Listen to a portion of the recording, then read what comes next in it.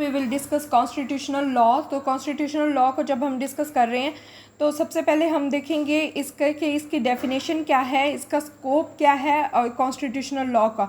तो यहाँ पे मैं ये बता दूँ कि ये कॉन्स्टिट्यूशनल लॉ जो है ये हम रैंडम देख रहे हैं, जो CSS के सिलेबस में दिया गया है।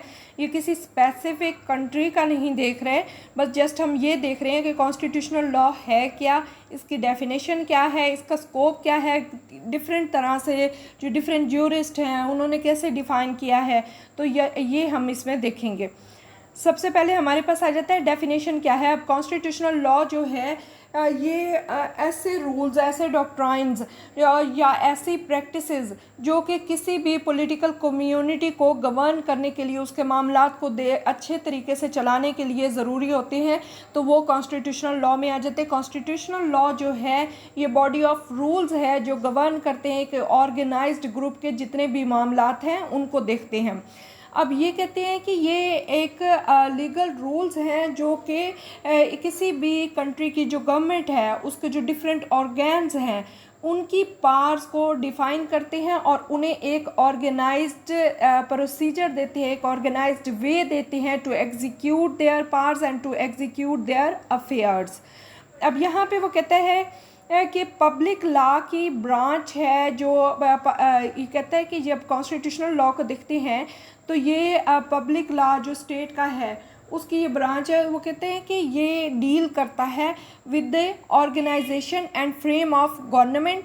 उसके अलावा जो डिफरेंट ऑर्गन्स हैं और उनकी मतलब उनके जो पावर्स हैं और distribution of power among political और गवर्नमेंटल अथॉरिटीज़ और उनके जो फंक्शंस हैं उनको ये देखता है। उसके अलावा वो कहते हैं ये डील करता है विद द फंडामेंटल प्रिंसिपल्स जो कि रेगुलेट करते हैं गवर्नमेंट का और सब्जेक्ट यानी अवाम का रिलेशन, जो गवर्नमेंट और अवाम का रिलेशन रेगुलेट करते हैं। ऐसे फंडामेंटल प्रिंसिपल्स जो हैं ये कॉन्स्टिट्यूशनल लॉ में आ जाते हैं। अब ये कॉन्स्टिट्यूशनल लॉ जो है ये डील करता है किससे, ऐसे रूल्स से, ऐसे मेथड से, ऐसे प्लान्स से जो कि पब्लिक के अफेयर जो हैं उनको डील करता है, ठीक है, उनको एडमिनिस्टर करता है। जो किसी भी स्टेट में जो पब्लिक के अफेयर्स हैं या स्टेट और पब्लिक का जो रिलेशन है उसको ये एडमिनिस्टर करता है। अब कहते हैं कि कॉन्स्टिट्यूशनल लॉ जो है ये एक बॉडी ऑफ लॉ है जो कि डिफ़ाइन करती है क्या, पावर्स, रोल, स्ट्रक्चर किसी भी डिस्टिंक्ट ऑर्गेनाइजेशनल यूनिट का जो कि गवर्नमेंट के सेटअप में हो। और इसमें कौन से ऑर्गेनाइजेशनल यूनिट्स आ जाते हैं किसी भी गवर्नमेंट के सेटअप में, और जो ऑर्गेनाइजेशनल यूनिट्स हैं वो आ जाते हैं। एक एग्जेक्टिव आ जाता है, दूसरा पार्लियामेंट या उसको पार्लियामेंट को आप लेजिस्लेचर भी बोलते हैं, तीसरा हमारे पास जुडिशरी आ जाता है और उसके साथ फंडामेंटल राइट्स जो सिटीजन्स के हैं वो आ जाते हैं। अब एग्जेक्टिव क्या है यहाँ पे, पार्लियामेंट क्या है, पार्लियामेंट और लेजिस्लेचर ये लॉ मेकिंग बॉडीज़ हैं। इनका क्या काम होता है कि ये लॉ बनाते हैं। तो एग्जेक्टिव का क्या काम होता है, ये लॉ को इम्प्लीमेंट करते हैं, ठीक है। जो पब्लिक के अफेयर्स हैं, जो लेजिस्लेचर ने लॉ बनाए हैं, जो एक स्टेट को चला रहे हैं प्रॉपर वे में, एग्जेक्टिव जो है वो रूल्स एंड रेगुलेशन इम्प्लीमेंट करवाती है, एग्जीक्यूट करवाती है, ठीक है। इसी तरह जुडिशरी का क्या काम है, जुडिशरी जो लॉज हैं उनको इंटरप्रेट करती है, ठीक है। ये लिमिट्स जो हैं किसी भी एग्जेक्टिव बॉडी के, पार्लियामेंट, लेजिस्लेचर, उनको डिफ़ाइन करती है कि ये उनकी लिमिट्स है ताकि वो बाहर ना हो, अपनी पावर्स जो हैं वो एक लिमिटेड वे में एग्जीक्यूट करे, ठीक है। उसके अलावा क्या है जुडिशरी का काम कि ये फंडामेंटल राइट जो सिटीजन्स के हैं उनको प्रोटेक्ट करती है। That is the basic function. एक जुडिशरी जो है ये इंटरप्रेट करती है लॉज को, दूसरा ये फंडामेंटल राइट जो सिटीजन्स के हैं उनको प्रोटेक्ट करती है। नेक्स्ट हमारे पास आ जाते हैं definition, scope of constitutional law. अब जब हम डेफिनेशन और स्कोप कॉन्स्टिट्यूशनल लॉ का देख रहे हैं तो इसमें वो कहता है कि कॉन्स्टिट्यूशनल लॉ जो है ये डील करता है किससे, with the legal foundation of institutional hierarchy through which the state is governed. अच्छा, फिर वो कहता है ये डील करता है किससे, composition, parts, procedures and immunities and relationship between the institution of state. अब स्टेट के जितने भी इंस्टीट्यूशंस हैं उनकी कंपोजिशन को डील करता है कॉन्स्टिट्यूशनल लॉ, उनकी पावर्स को देखता है, उनके प्रोसीजर्स बताता है, ठीक है, इम्यूनिटीज़ और फिर रिलेशनशिप उन इंस्टीट्यूशंस का क्या है किसी भी स्टेट में। सो ये इसको डील करता है कॉन्स्टिट्यूशनल लॉ। नेक्स्ट हमारे पास आता है, वो कहता है कि बॉडी ऑफ लॉ है जो कि वो कहता है इवॉल्व होती है फ्रॉम अ कॉन्स्टिट्यूशन। तो वो किस चीज़ के बेसिस बनाती है, फंडामेंटल प्रिंसिपल्स सेट आउट करती है, उन ऐसे फंडामेंटल प्रिंसिपल्स जो कि किसी भी स्टेट को गवर्न करने के लिए और उसका रिलेशनशिप स्टेट का जो डिफरेंट गवर्नमेंट की ब्रांचेस हैं उनका रिलेशनशिप जो है उसको डिफ़ाइन करने के लिए ये जो है कॉन्स्टिट्यूशन की बॉडी ऑफ लॉ जो है ये बनाया जाता है। वो कहते हैं कि बॉडी ऑफ लॉ है कॉन्स्टिट्यूशन जिसमें से इवॉल्व।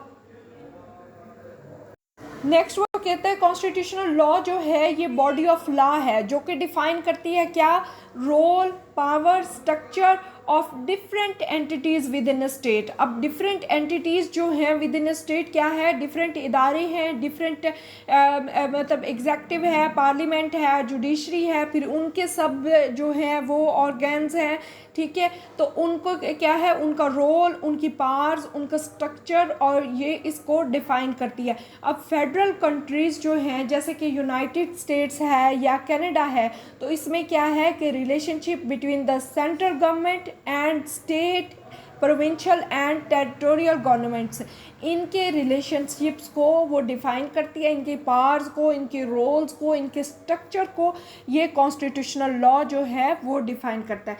अब वो कहता है कि जितनी भी नेशंस हैं, जितनी भी स्टेट्स हैं उन सब के कोडिफाइड कॉन्स्टिट्यूशन नहीं है, रिटन कॉन्स्टिट्यूशन नहीं है।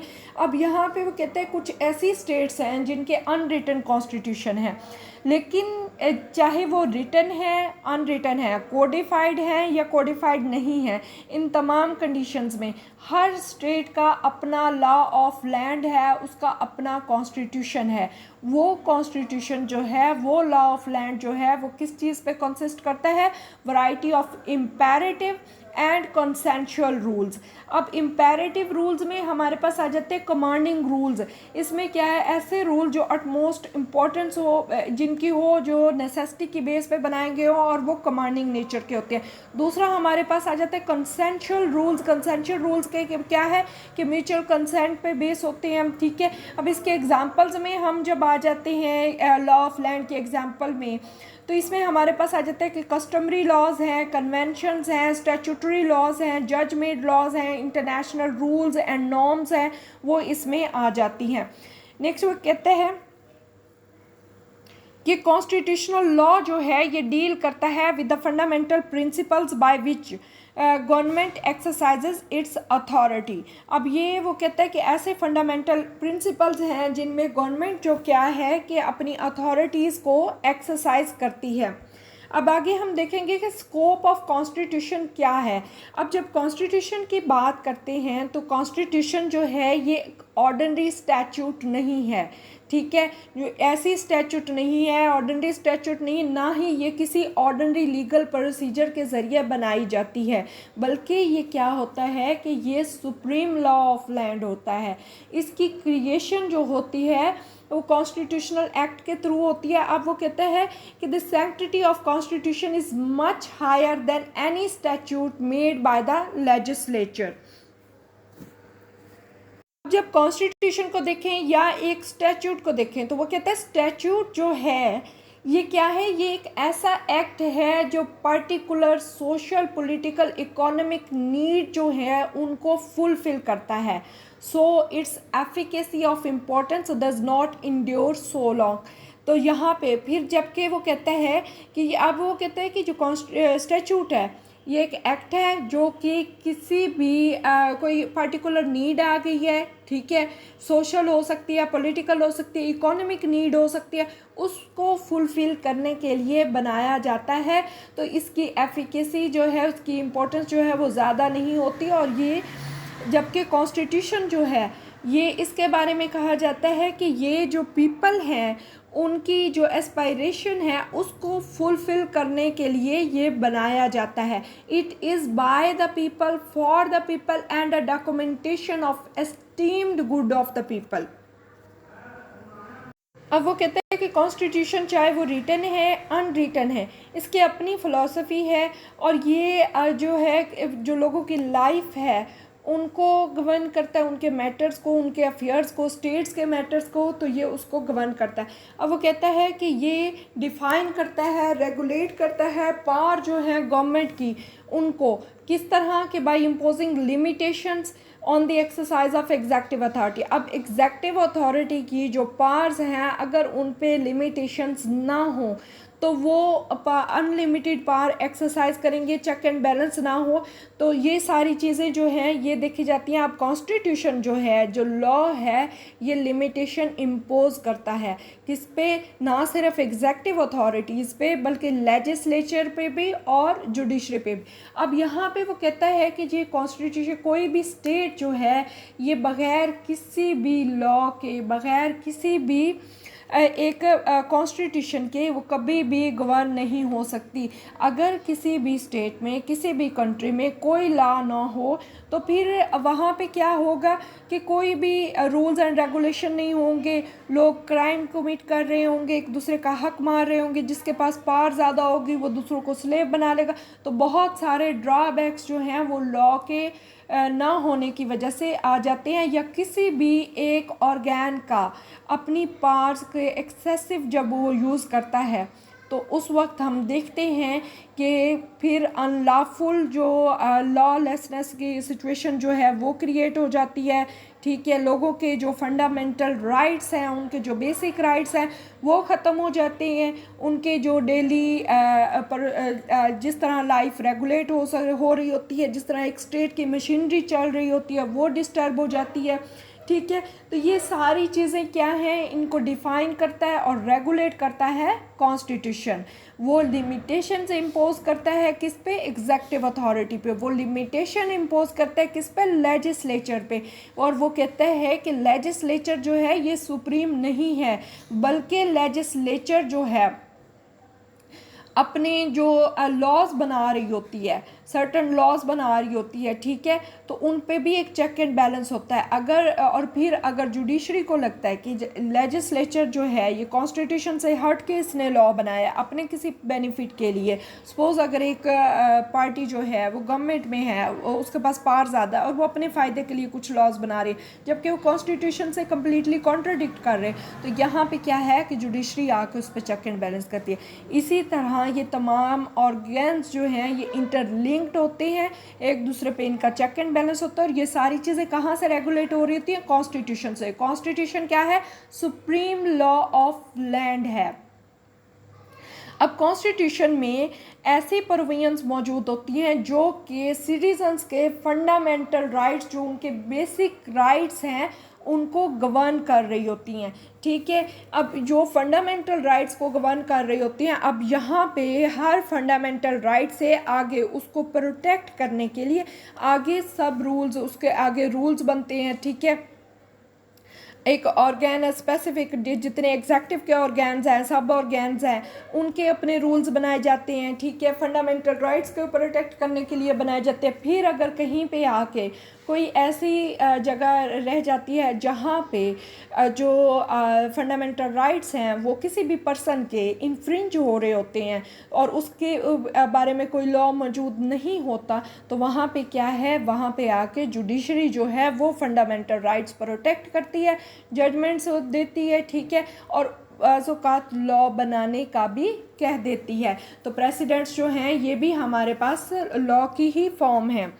ठीक है, नेक्स्ट हमारे पास आ जाता है, वो कहता है कॉन्स्टिट्यूशनल कॉन्सेप्ट्स जो हैं ये ऐसे आइडियाज़ हैं जो कि इन्फ्लुएंस करते हैं किसी भी नेचर या कॉन्स्टिट्यूशन की जो फॉर्म है। अब बेसिक आइडिया क्या होता है, जब भी कोई कॉन्स्टिट्यूशन बनाया जा रहा होता है उसके पीछे क्या होता है कि कॉन्स्टिट्यूशनलिज्म होता है और लिमिटेड गवर्नमेंट होती है। लिमिटेड गवर्नमेंट क्या है कि ऐसी गवर्नमेंट जो कि शुतर बेमुहार बन के ना हो, बल्कि उस पर लिमिटेशंस हो, वो अपनी पावर्स लिमिटेशन में अपनी पावर लिमिटेड यूज़ कर सके। ठीक है, जैसे पब्लिक ऑफिशियल्स पे, पब्लिक सर्वेंट्स पे चेक एंड बैलेंस के लिए नैब बनाया। ठीक है, इसी तरह हर इंस्टीट्यूशन जो है उसका चेक एंड बैलेंस रखा जाता है। तमाम ऑर्गन्स जो हैं ये आपस में इंटरलिंक्ड होती हैं। तो बेसिक आइडिया क्या आ जाता है कॉन्स्टिट्यूशन किसी भी कंट्री के बनाने के पीछे, कि कॉन्स्टिट्यूशनलिज्म हो और दूसरा लिमिटेड गवर्नमेंट हो। ठीक है, अब यहाँ पे अब लिमिटेड गवर्नमेंट में जब हम बात कर रहे हैं, सपोज एक पार्टी अगर गवर्नमेंट में आई है, ठीक है, मेजॉरिटी से आई है, उसकी क्या है कि वो 5 साल तक अपनी पावर एक्सरसाइज कर सकती है। अगर वो लॉ बना रही है तो वो इस हद तक, इस लिमिट्स तक बना सकती है, इससे आगे जाएगी तो वो कॉन्स्टिट्यूशन की वायलेशन होगी। So all these check and balances कहाँ से होते हैं? कॉन्स्टिट्यूशन से। नेक्स्ट वो कहता है कि जॉन लॉक की इस थ्योरी जो है सोशल कॉन्ट्रैक्ट की, वो कहते हैं कि इसको यकीन था, जॉन को ये कहता था कि जितनी भी सोसाइटीज़ हैं या गवर्नमेंट जो बनाई जाती है, ठीक है, वो क्या है, वो मेयर क्या है, ट्रस्टीज़ हैं। Those are only trustees, mere trustees of common interest of community. ठीक है, कम्युनिटी के जो कॉमन इंटरेस्ट है उनकी ट्रस्टीज़ होती हैं। ठीक है, उनके पास लिमिटेड पावर्स होती हैं। नेक्स्ट हमारे पास आ जाता है कॉन्स्टिट्यूशनलिज्म। अब कॉन्स्टिट्यूशनलिज्म जो है ये एक गोल है, मींस टू एन एंड। अब यहाँ पे वो कहता है कि ये रेफर करता है to the regularity of political life within a state by means of constitution. अब कॉन्स्टिट्यूशनलिज्म को जब हम बात करते हैं तो ये एक ऐसा गोल है जो कि किसी भी स्टेट के अंदर पॉलिटिकल लाइफ को उसको रेगुलराइज करता है। ठीक है, बाय मींस ऑफ कॉन्स्टिट्यूशन। अब कॉन्स्टिट्यूशनलिज्म का जो मतलब है, इसका मतलब क्या है कि ये एक लिमिटेड गवर्नमेंट है, एक सिस्टम है जो कि रेस्ट्रेन करता है दोनों को, किसको, रूल को और रूल्ड को, यानी रूल को और रूल दोनों को जाके ये लिमिट करता है कॉन्स्टिट्यूशनलिज्म। अब कॉन्स्टिट्यूशनलिज्म ही वो आइडिया है जो हर कॉन्स्टिट्यूशन के पीछे होता है। अब ये असर्ट करता है क्या कि देयर आर फंडामेंटल लिमिट्स जो कि ऑब्ज़र्व की जानी चाहिए बिटवीन रूलर एंड रूल्ड, उनके रिलेशनशिप में। वो कहते हैं कि जब भी ये अवाम में और रूलर जो हुक्मरान हैं इनके दरमियान जो इनका रिलेशनशिप जो है वो लिमिटेड एक रूल्स जो हैं उनके तहत होना चाहिए, उसको गवर्न किया जाना चाहिए थ्रू दी फंडामेंटल लिमिट्स। तो फंडामेंटल लिमिट्स कौन प्रोवाइड करता है? कॉन्स्टिट्यूशन प्रोवाइड करता है। अब जब हम बात करते हैं पर्पस ऑफ कॉन्स्टिट्यूशन की, तो यहाँ पे वो आ जाता है पर्पस कि ये इस्टाब्लिश करता है डिफरेंट ऑर्गन्स ऑफ गवर्नमेंट और उनको असाइन क्या करता है? Active functions. उसके अलावा क्या है, जब पर्पस कॉन्स्टिट्यूशन की बात करते हैं तो ये एक ऐसी प्रोविजंस बनाता है जो कि जनरल पब्लिक की वेलफेयर के लिए होती हैं। So this is the end of my video. Please subscribe my channel. Thank you so much. Allah Hafiz.